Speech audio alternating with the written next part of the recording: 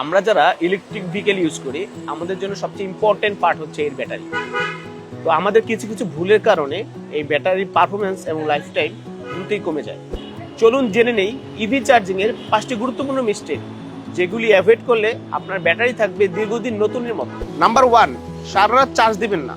সারা রাত প্লাগিং করে রাখলে ব্যাটারির উপর অতিরিক্ত চাপ পড়ে, আর যার ফলে ব্যাটারির আয়ু কমে যায়। নাম্বার 2, রাইড শেষে সাথে সাথে চার্জ দিবেন না।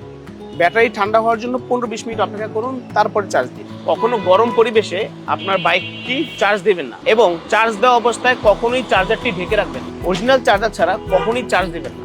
সস্তা বা লোকাল চার্জার আপনার ব্যাটারির জন্য খুবই বিপজ্জনক।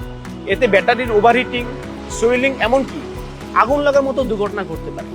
নাম্বার 5, আপনি যদি স্কুটারই ব্যবহার না করেন সেক্ষেত্রে প্রতি 10 থেকে 15 দিন অন্তর অন্তর স্কুটারটি চার্জ দিবেন এবং স্টার্ট করবেন।